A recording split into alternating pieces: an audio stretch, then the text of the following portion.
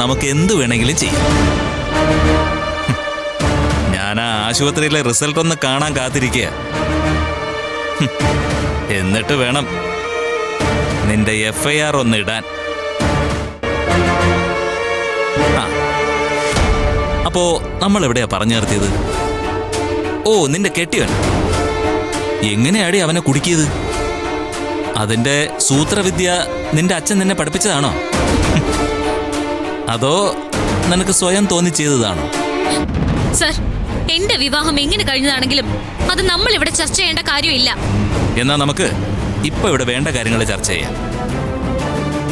നീ എന്തിനാടി അവനെ കൊല്ലാൻ നോക്കിയത്? അവനോട് എന്തായിരുന്നു നിന്റെ പക? അവൻ എന്റെ അനിയത്തെ ഉപദ്രവിച്ചു. എന്തുപദ്രവം? അവൻ അവളെ കയറി പിടിച്ചു. കേറി പിടിച്ചു എന്ന് പറഞ്ഞാ എന്താ നീ ഉദ്ദേശിക്കുന്നത്? ഈ കാവിലെ പൂരത്തിന്റെ ഇടയില് അങ്ങോട്ടോ ഇങ്ങോട്ടോ കൈ തട്ടിയാ അതൊരു കുറ്റമായിട്ടൊന്നും പറയാൻ പറ്റില്ല. കൈ തട്ടിയതല്ല സർ, അവൻ കരുത്തിക്കൂട്ടി കയറി പിടിച്ചതാ. എവിടെയാ പിടിച്ചത്? പറയടി, നിന്റെ അനിയത്തിയുടെ ശരീരത്തിന്റെ ഏത് ഭാഗത്താ കയറി പിടിച്ചെന്ന്? ഞാൻ പറയില്ല സർ. സാറിനോടത് പറഞ്ഞിട്ട് ഒരു പ്രയോജനവും ഇല്ല. സാർ ഈ കേസ് അന്വേഷിക്കാൻ വേണ്ടിയല്ല എന്നെ പിടിച്ചോണ്ട് വന്നെന്ന് എനിക്കറിയാം.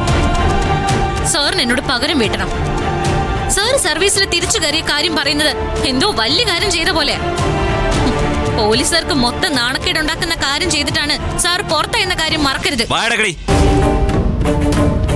ഈ അവസ്ഥയിൽ ഇതിനകത്ത് വന്ന് നിന്നിട്ടും നിന്റെ ശൗര്യം അടങ്ങിയിട്ടില്ല അല്ലടി. ഇതിനകത്തുനിന്ന് നീ പുറത്തിറങ്ങുമ്പോഴേക്കും നിന്നെ പഠിപ്പിക്കാനുള്ള മര്യാദ ഞാൻ പഠിപ്പിച്ച് കഴിഞ്ഞിരിക്കും. നിന്നെ ഇതിനകത്തിട്ട് ഞാൻ കൊല്ലും. ഇതിന് പുറത്ത് നിന്റെ കുടുംബത്തെ മുഴുവനും. ഒരുങ്ങിയിരുന്നു.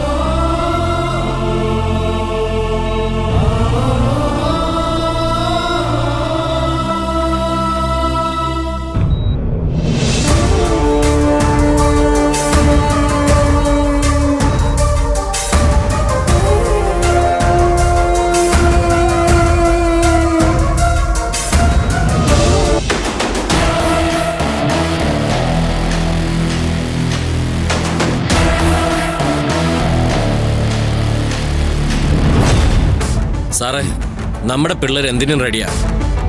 അവളെ പോലീസ് അറസ്റ്റ് ചെയ്തു. പക്ഷെ കുടുംബം പുറത്തുണ്ട്. എന്താ ചെയ്യേണ്ടത് സാറ് പറഞ്ഞാൽ മതി. എന്റെ മോന്റെ നില എന്താണെന്നറിയട്ടെ, എന്നിട്ട് തീരുമാനിക്കാം ബാക്കി കാര്യങ്ങളൊക്കെ. കുത്തുവിള കൊണ്ടുള്ള അടിയാ സാറേ, അതാ കാര്യങ്ങൾ ഇത്ര വഷളായത്. അവൾ എന്റെ വീട്ടിൽ കയറി വന്ന് എന്റെ നേരെ വിരൽ ചൂണ്ടി പറഞ്ഞതാ എന്റെ മകനെ ജീവനോടെ കാണില്ലെന്ന്.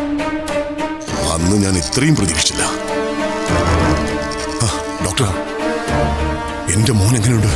മിസ്റ്റർ മൂർത്തി, നിങ്ങളുടെ മകന്റെ അവസ്ഥ അല്പം ക്രിട്ടിക്കലാണ്. ജീവൻ രക്ഷിക്കാൻ ഞങ്ങൾ പരമാവധി ശ്രമിക്കുന്നുണ്ട്. തലക്കേറ്റിരിക്കുന്ന അടി നിസ്സാരമല്ല. എന്തെങ്കിലും ഉറപ്പിച്ചു പറയണമെങ്കിൽ ടെസ്റ്റ് റിസൾട്ട് വരേണ്ടി വരും. ഒരുപക്ഷെ ഇമ്മീഡിയറ്റായി ഓപ്പറേഷൻ വേണ്ടിവരും. എന്തും നേരിടാൻ മാനസികമായി നിങ്ങൾ തയ്യാറെടുത്തേ പറ്റൂ. ഡോക്ടറെ, എന്ത് വേണമെങ്കിലും ഞാൻ ചെയ്യാം. എത്ര പണം വേണമെങ്കിലും ഞാൻ ചെലവാക്കാം. എനിക്ക് എന്റെ മോന് ജീവനോട് തിരിച്ചു തരണം. ആവും വിധം ശ്രമിക്കാമെന്ന് ഞാൻ പറഞ്ഞല്ലോ. എന്തായാലും 24 മണിക്കൂർ കഴിഞ്ഞേ എന്തെങ്കിലും ഉറപ്പിച്ച് പറയാൻ പറ്റൂ.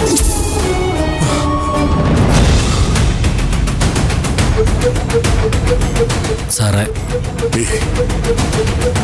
ഡോക്ടർമാർ പറയുന്ന പോലെയൊന്നും അല്ല. എന്റെ മോൻ തിരിച്ചു വരും. അവൻ എന്നെ അച്ഛാന്ന് വിളിക്കും. ഇല്ലേടോ? സാറേ, ഞാൻ ഉണ്ടാക്കിയതല്ല അവനുള്ളതാ.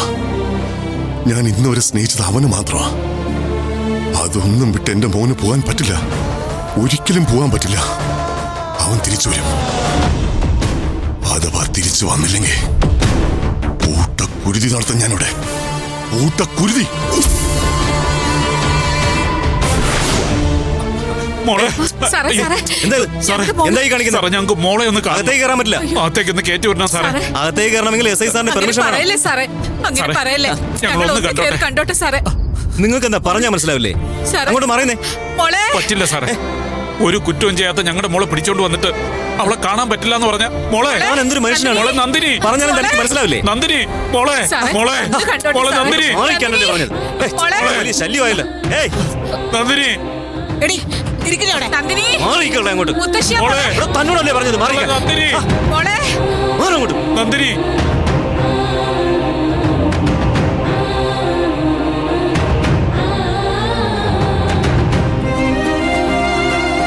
ഞങ്ങളൊന്ന് കണ്ടോട്ടെ സാറേ സാറേ.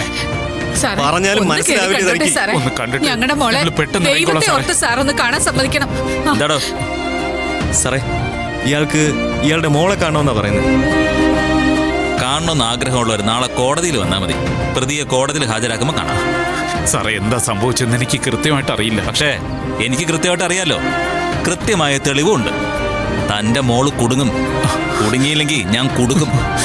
പണ്ട് താനും തന്റെ മോളും കൂടിയല്ലേ പാതിരാത്രി വന്ന് ജുവലറിയിലിട്ട് എന്നെ പൂട്ടിയത്. അന്ന് അച്ഛനും മോളും പ്രതീക്ഷിച്ച് കാണില്ല ഇതിനൊക്കെ മറുപടി പറയേണ്ടി വരുമെന്ന്. സാറേ സാർ അന്ന് തെറ്റ് ചെയ്തു. അതിനല്ലേ നാട്ടുകാരി ചോദ്യം ചെയ്തത്. നിന്റെയൊക്കെ കുടുംബത്തില് എല്ലാവരും ആദർശം പറയുന്നവരാണല്ലോടാ. ഒരു കാര്യം ചെയ്, സ്റ്റേഷന്റെ കോമ്പൗണ്ടിൽ നിന്ന് പുറത്തേക്ക് ഇറങ്ങി നിൽക്ക്. ഇതിനകത്ത് നിൽക്കാൻ ഞാൻ സമ്മതിക്കില്ല. ഞങ്ങൾ ഇവിടുന്ന് പോയില്ല സാറേ. പോണ്ട. പക്ഷേ കസ്റ്റഡിയിലെടുത്ത പ്രതിയെ എന്ത് വേണമെങ്കിലും ചെയ്യാനുള്ള അധികാരം എനിക്കുണ്ട്. നിന്റെയൊക്കെ മുമ്പിൽ വെച്ച് തല്ലി ചതക്കും ഞാൻ അവളെ. അയ്യോ ഇറങ്ങാനല്ലേ പറഞ്ഞത്? ഇറങ്ങാൻ.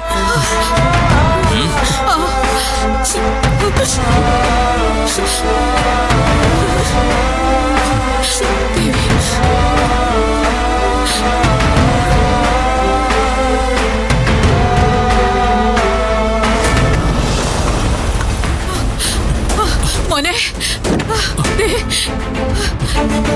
സാറേ മോനെ സാർ എവിടെയായിരുന്നു? മോനെ ഇവിടെ നന്ദിനി. എന്തൊക്കെയാ നടന്നതെന്ന് സാറിന് അറിയൂ? സോറി അച്ഛാ, കാവിലെ കോമരങ്ങളുടെ വരവിനിടയിൽ ഞാനൊന്ന് പുറത്തുപോയി. നന്ദിനി മോളെ അവര് പിടിച്ചോണ്ട് വന്നിരിക്കുക മോനെ. കാര്യങ്ങളൊക്കെ ഞാൻ അറിഞ്ഞു. ഞാൻ അവിടെ തന്നെ നിൽക്കണമായിരുന്നു. ശരി, നിങ്ങളിവിടെ നിൽക്കുക. ഞാൻ കയറി നന്ദിനി ഒന്ന് കാണണം. ആ, ആ, ശരി